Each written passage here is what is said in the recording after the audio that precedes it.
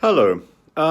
It just struck me that we're getting into a sort of muddy puddle at the moment, where we think by scapegoating somebody, by doing somebody down, we're automatically doing somebody else up.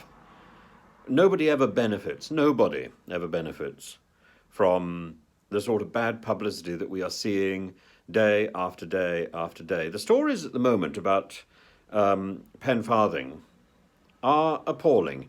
That story should have been laid to rest months ago. I think Penfarthing's ambition to bring animals and the people who were dependent on him, the 68 uh, uh, people who were training as vets and veterinary nurses and their families, these people should definitely have been given significantly more support than they were given.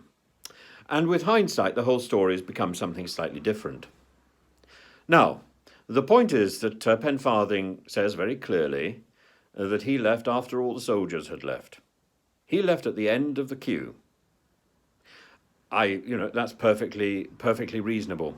There are plenty of people left in Afghanistan. He offered in the plane that was sent to support him, a private plane, I believe. In the end, he wanted a private plane from the very beginning, and I think that's in the end what he got. He offered to fill up that plane with people, and the Minister of Defence and the Foreign Office and the Home Office refused to let him do this. We have an experience in our very recent history of Dunkirk where ordinary people went over to France to help the British soldiers evacuate from France to flee the Nazi army as it was advancing towards the shores of Normandy. This is a great community action. It showed us at our best, even in a moment of what was defeat. And we lived to fight a better day another day later on.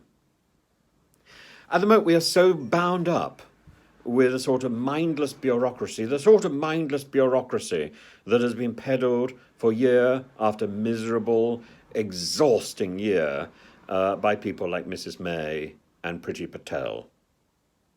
People who seem to think that the only solution to anything is to produce more paperwork.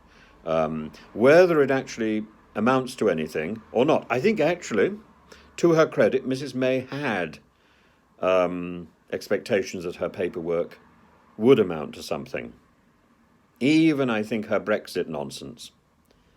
Though I think Priti Patel has no such expectations. She produces paperwork like it's something that she reels off the loo roll in the lavatory.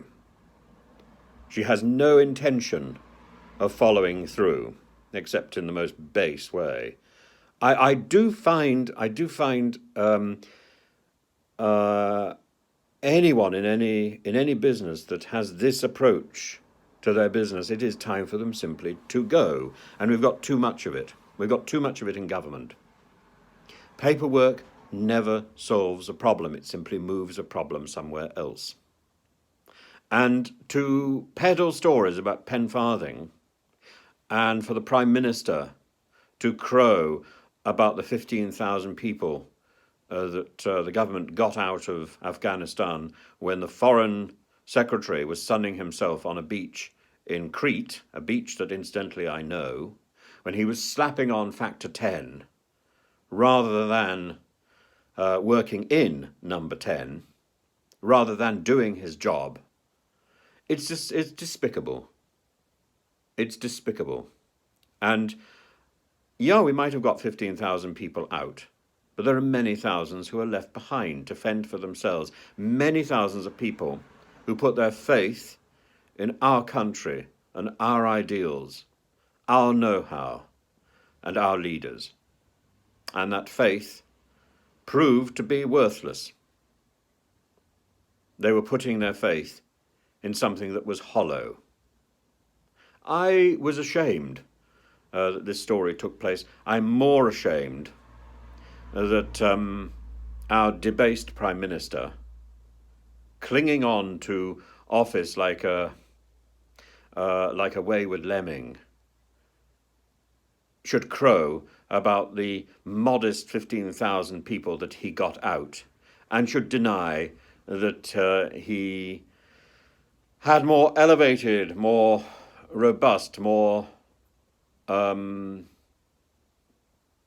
more thorough ambitions, and that these also involved helping animals.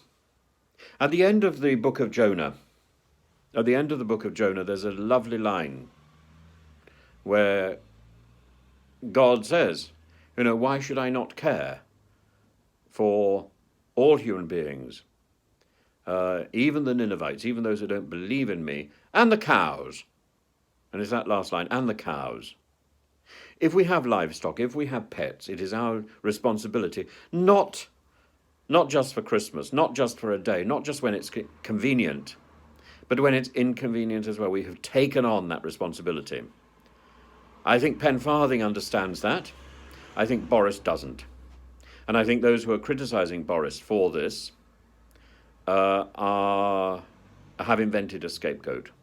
It's wrong, it's wrong, it's wrong.